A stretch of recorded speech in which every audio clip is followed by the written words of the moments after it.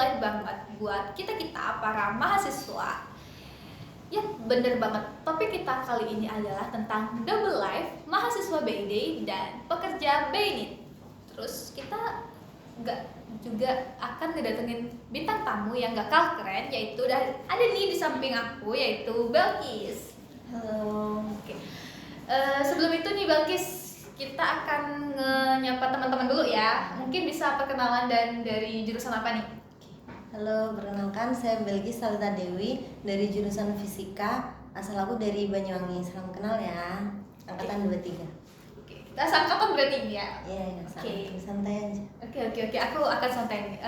Sebelumnya nih aku mau tanya yang ringan-ringan dulu nih.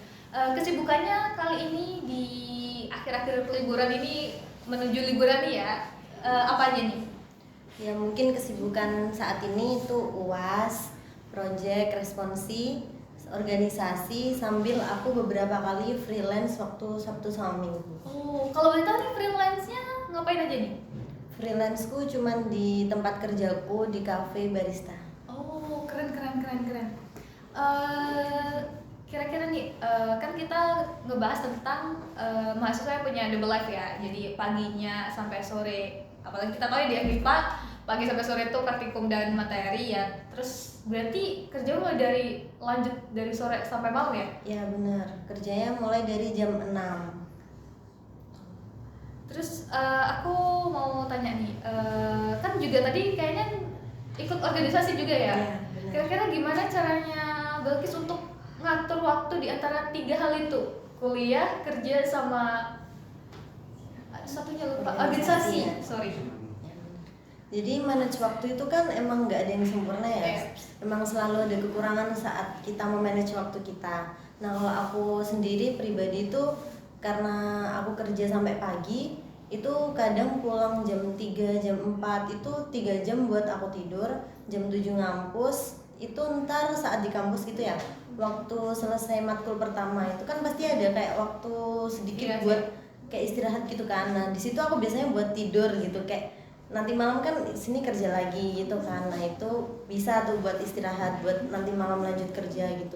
Terus ntar ya kalau andai ini ada UTS, UAS gitu di besok hari gitu, itu biasanya aku ini minta cuti kerja, itu kan bisa kan emang kalau bosku itu. Terus selanjutnya itu aku buat catatan gitu, note aku tempel gitu. Nah itu ntar aku tulisin mana yang urgent, mana yang enggak, dan yang pasti yang kuliah itu harus lebih pertama ya.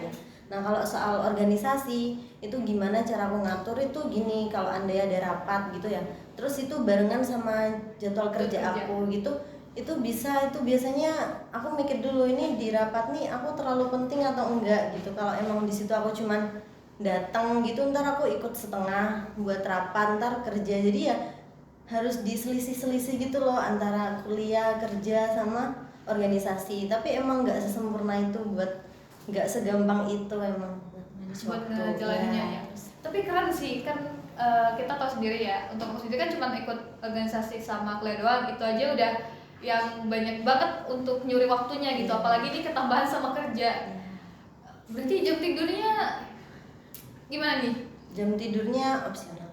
Oh, opsional ya. Oke. Terus aku mau tanya nih, kenapa milih kuliah sambil kerja? Oh iya, nih kenapa milih kuliah sambil kerja tuh waktu liburan pertama habis semester 1. Nah itu kan di rumah kan, itu kayak ngerasa gimana ya, ngerasa nggak ada kegiatan apapun gitu kan. Terus habis itu aku coba konsultasi nih ke saudaraku yang jadi manajernya Jeko. Nah itu dia bilang dulu dia tuh waktu kuliah kan gini ya, aku merasa kalau aku tuh bukan tipikal mahasiswa yang pinter-pinter gitu, enggak. Cuman di situ tuh aku bingung gimana nih cara aku lulus dengan dapat apa kayak kualitas yang bagus yang bisa buat ngebagusin CV aku besok gitu.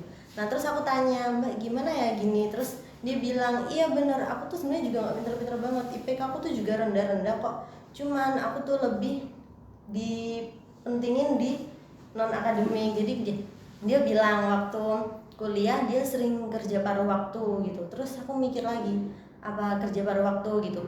Terus yaudah aku cari-cari tuh kira-kira pekerjaan apa yang bisa. Terus katanya tuh kalau kerja di kafe, di barista itu pasti kerjanya tuh malam, jadi kayak nggak mengganggu kuliah kan. Nah, itu terus aku cari kerja, ternyata dapet, dan pertama aku jalanin ya enjoy, soalnya kan itu liburan kan. Nah setelah masuk kuliah itu baru Mulai itu kerasa ya? mulai kerasa gitu, kayak ngos-ngosannya tuh kerasa banget gitu. Oke, kerjanya kan sebagai barisan ya, udah punya pengalaman atau baru juga belajar ketika terjun di kerja paruh waktu itu? Nggak ada pengalaman sama sekali, tapi aku ini di rumah kan aku jual toko. Nah di situ aku waktu wawancara tuh aku benar-benar menonjolkan kalau aku tuh bisa melayani orang gitu. Nah meskipun nggak ada skill barista tuh aku menonjolin itu, terus akhirnya aku lolos gitu loh, disuruh kerja gitu. Bener-bener nggak ada pengalaman. Berarti benar-benar mulai semua dari nol, dan Iya. kamunya juga benar-benar niat untuk ada di bidang itu ya. Iya. Sampai akhirnya sekarang bisa dan menguasai bidang itu. Iya, jadi kayak Keren, kerja keren. apa yang bikin aku suka juga di kerjaan itu gitu kan. Aku komputer pun juga nggak begitu bisa gitu loh, jadi ya apa pekerjaan yang bisa buat aku enjoy di situ gitu. Oke teman-teman, dari obrolan kita tadi aku bakal ngerangkum jadi 3 poin utama. Yang pertama adalah kita harus ngerubah pola pikir kita untuk nerapin skala prioritas kita. Yang kedua, lingkungan dan orang-orang sekitar kita itu mempengaruhi banget dengan pola pikir dan cara kerja kita gimana. Yang ketiga yaitu jangan pernah jadi mahasiswa yang nggak punya skill apa-apa dan cuma ngandelin nilai akademik doang.